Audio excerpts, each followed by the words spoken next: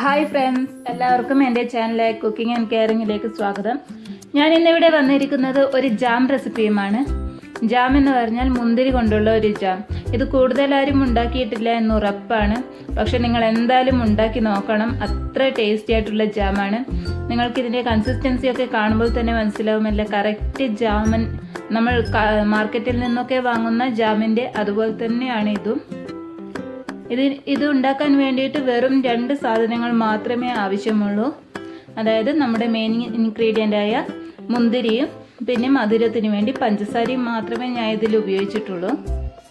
മുന്തിരിയാണെങ്കിൽ നമ്മുടെ സാധാരണ മുന്തിരി ഉണ്ടല്ലോ, കുരു ഉള്ളത്, അതായത് സീഡഡ് ആയിട്ടുള്ള മുന്തിരി ഉണ്ടല്ലോ, അതാണ് ഞാൻ ഉപയോഗിച്ചിരിക്കുന്നതും. അതുകൊണ്ട് നിങ്ങൾ എന്തായാലും ഇതെല്ലാവർക്കും എപ്പോഴും അവൈലബിൾ ആയിട്ടുള്ള ഒരു മുന്തിരിയാണ്. വളരെ ഈസിയാണ് ഇത് ഉണ്ടാക്കാൻ വേണ്ടിയിട്ടും. കുറച്ച് റേറ്റ് കുറഞ്ഞ മുന്തിരിയുമാണിത്. അതുകൊണ്ട് തന്നെ നിങ്ങളെല്ലാവരും ഒന്ന് ട്രൈ ചെയ്ത് എന്തായാലും നോക്കണം.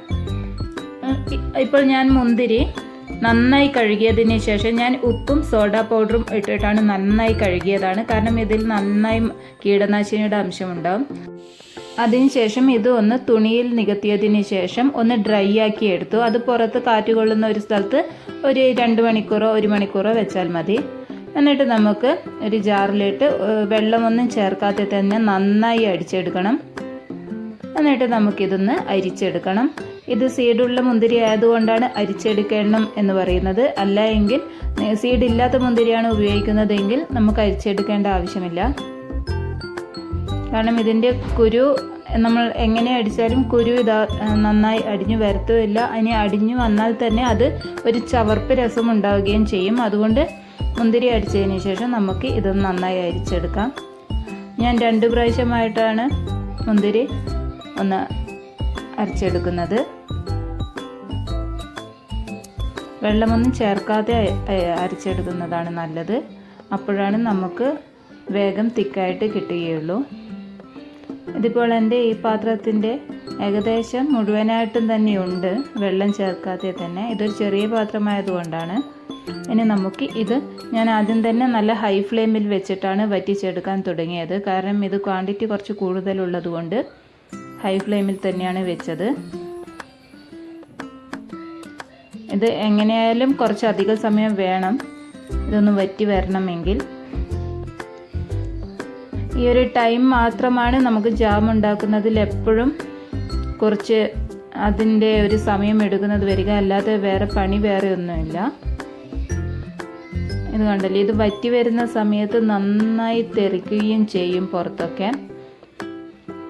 അതുകൊണ്ട് നിങ്ങൾക്ക് വേണമെങ്കിൽ ഒരു ചെറിയ മൂടി കൊണ്ട് അടച്ചു വെച്ചിട്ടൊക്കെ ഇത് ചൂടാക്കിയെടുക്കാം. ഇതിപ്പോൾ കുറച്ച് തിക്കായി വന്ന സമയത്ത് ഞാൻ ആവശ്യത്തിന് പഞ്ചസാര ചേർത്തു. ഇത് നല്ല പുളിയുള്ള മുന്തിരിയാണല്ലോ, അതുകൊണ്ട് പഞ്ചസാരയുടെ അളവും ഏകദേശം അതിന് ബാലൻസ് ചെയ്യുന്ന വിധത്തിൽ തന്നെ പഞ്ചസാര ഇടണം. പിന്നെ ഇതിൽ ചെറുനാരങ്ങയും ചേർക്കാറുണ്ട്.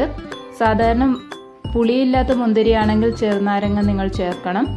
ഇത് നല്ല പുളിയുള്ള മുന്തിരി ആയതുകൊണ്ട് ഞാൻ വേറെ തന്നെ ചെറുനാരങ്ങയും ചേർത്തിട്ട് പുളി കൂട്ടുന്നില്ല. പിന്നെ നമ്മളിത് ഫ്രിഡ്ജിൽ തന്നെ വെക്കുന്നത് കൊണ്ട് അത്ര പെട്ടെന്ന് കേടാവത്തുമില്ല. ഇതിപ്പോൾ നല്ല തിക്കായി വരുന്നുണ്ട്. ഇനി നമുക്കൊരു മീഡിയം ഫ്ലെയിമിലൊക്കെ വെച്ച് കൊടുക്കണം. ഇതിങ്ങനെ ഇടയ്ക്കൊന്ന് ഇളക്കി കൊടുക്കണം, അല്ലെങ്കിൽ അടിയിലൊക്കെ പിടിക്കും. നോൺ സ്റ്റിക്ക് ആണെങ്കിൽ കുഴപ്പമില്ല, എങ്കിലും ഒന്ന് നമ്മളിങ്ങനെ ജസ്റ്റ് ഒന്ന് ഇളക്കി കൊടുക്കണം ഇടയ്ക്ക്.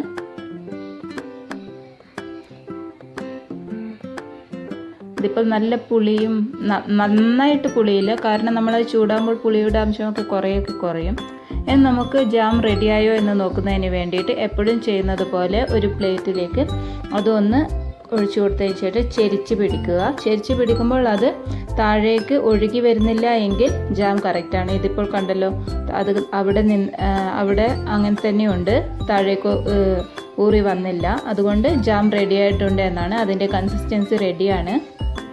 ഇനി ഞാൻ 1 മിനിറ്റും കൂടി ഒന്ന് ചൂടാക്കിയതിന് ശേഷം ഗ്യാസ് ഓഫാക്കിയാണ്. ലാസ്റ്റ് ടൈമിൽ ഞാനൊരു ലോ ഫ്ലെയിമിൽ മാത്രമാണ് വെച്ച് കൊടുത്തത്, അല്ലെങ്കിൽ സൈഡൊക്കെ പെട്ടെന്ന് അത് കരിഞ്ഞു പോകും. ഇത് കണ്ടല്ലോ എത്ര ഈസിയാണ് നമ്മുടെ ജാം ഉണ്ടാക്കുന്നതിന് വേണ്ടിയിട്ട്. ആ ഉണ്ടാക്കി വറ്റി വരുന്ന ആ ഒരു സമയം അത് മാത്രമേ നമുക്കിതിൽ കുറച്ചൊരു വിഷമമായി തോന്നത്തുള്ളൂ. അല്ലാതെ വളരെ എളുപ്പമാണ് ഉണ്ടാക്കാൻ. മുന്തിരിയൊക്കെ കുറച്ച് അധികമൊക്കെ കിട്ടുന്ന സമയത്ത് നിങ്ങൾ ഇങ്ങനെയൊക്കെ ചെയ്ത് സ്റ്റോർ ചെയ്ത് നോക്കണം. ഇത് പുളിയും മധുരവും ഒക്കെ ചേർന്ന കോമ്പിനേഷൻ ആയതുകൊണ്ട് കുട്ടികൾക്കും എന്തായാലും ഇഷ്ടമാവും. പിന്നെ പ്രിസർവേറ്റീവ്സ് ഒന്നും വേറെ ഇതിൽ ചേർത്തിട്ടുമില്ല. നിങ്ങൾക്ക് എൻ്റെ ഈസി ആയിട്ടുള്ള റെസിപ്പി ഇഷ്ടമായെന്ന് കരുതുന്നു. നിങ്ങൾ ഈ വീഡിയോ സബ്സ്ക്രൈബ് ചെയ്യാതെയാണ് കാണുന്നതെങ്കിൽ ഒന്ന് എൻ്റെ ചാനൽ സബ്സ്ക്രൈബ് ചെയ്ത് എന്നെ സപ്പോർട്ട് ചെയ്യണം. Thanks for watching. ഇനി അടുത്ത വീഡിയോയിൽ കാണാം.